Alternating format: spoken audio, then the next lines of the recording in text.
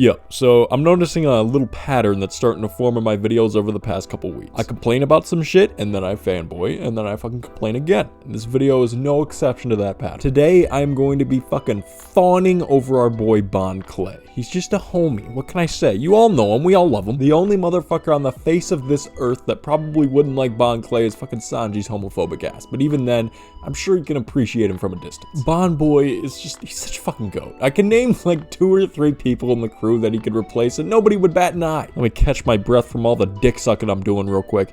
Let's start from the moment we meet our boy as Mr. 2. He just kind of hops on the Straw Hat ship and instantly vibes with everyone there. And now that I'm watching the episode again, he was hitting on Vivi too. So maybe Bon-chan isn't gay after, I mean he's queer. But he's kind of got a Playboy Cardi, Lil Uzi kind of thing going on. But I must add that Vivi was 16 and Bon was 30. And he was saying that girls like Vivi are his type, so he might need to put him on a list, but this video isn't about that. We are dick riding here. I'm not trying to get him canceled. But anyway, he starts flexing his nutty ass clone fruit power on everybody and shows the boys titties for the first time and gracefully bounds into his boat and rides off into the sunset. He left quite the impression on the Straw Hats. I just fucking love the chemistry he has of them, specifically the goofy boys of the crew, Usopp, Luffy, and Chopper. You know what, honestly, I love Brook, but if Bon took his place, I wouldn't be mad. Fuck music, Brook barely does his job anyway.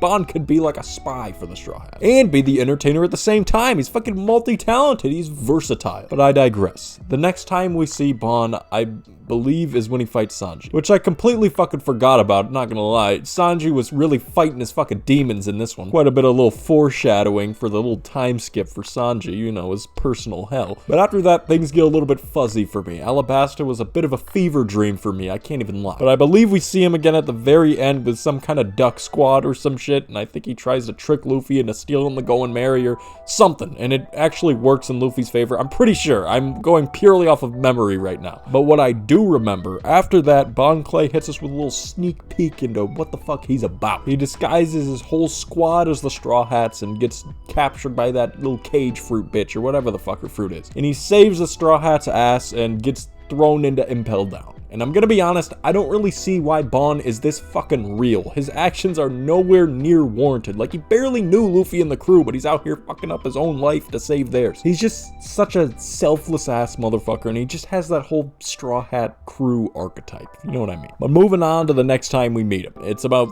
300 episodes later in fucking Impel Down, and he's just spinning and dancing around in a motherfucking desert like it's nothing, fucking screaming and shit. He immediately makes his presence felt, fucking one-shotting a goddamn Manicore, whatever the fuck those little ugly ass things are called. Bon Clay is secretly kind of broken, I can't even lie. A little after that, we see Bon's ridiculous loyalty shine through in the most ridiculous fucking ways. So Luffy gets hit with Magellan, you know what the fuck I'm talking about, who, by the way, is painfully underrated. Magellan has a top tier devil fruit, and none of you can fucking convince me otherwise. I swear to God, that shit's broken. He low-dipped Luffy and basically fucking killed him by making him breathe his stinky ass breath. But anyway, that's not what this is about. Bon fucking drags Luffy's corpse around at freezing temperatures, is mauled by wolves, and then is brought to Ivan by Inazuma, where he pretty much saves Luffy. And for 10 fucking hours straight, Bon was right outside the room Luffy was in, cheering him on and shit, to the point where his fucking vocal cords started bleeding. He's nuts. He's so fucking ridiculously fucking loyal to his boy,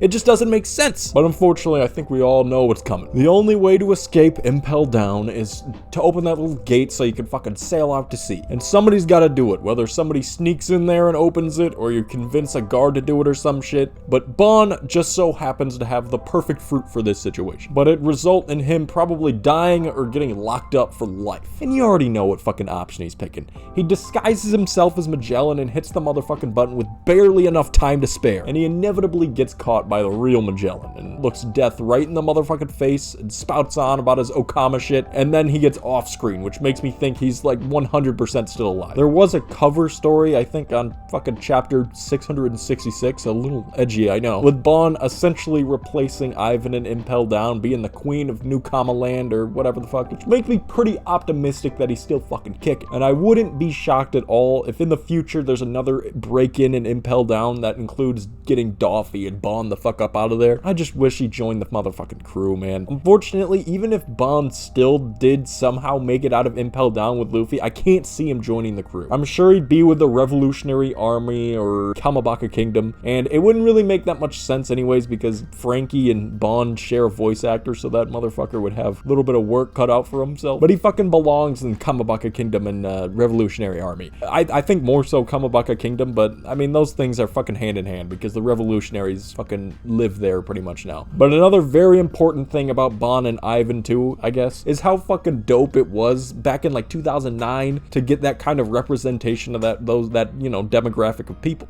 It's kind of fucking crazy. Gay pride and shit like that wasn't really popping off back then, and Oda was cooking up some crazy ass queer characters. And yes, I do know that Bond is a wild over-exaggeration and pretty much a caricature, but everyone in One Piece is a fucking caricature, let's be real. But yeah, that's about fucking it. I finally got a lot of free time, so expect my videos to be kind of banging for the next little stretch of time. I'm actually enjoying complaining and simping over characters and arcs, so expect a little bit more of this shit. But yeah.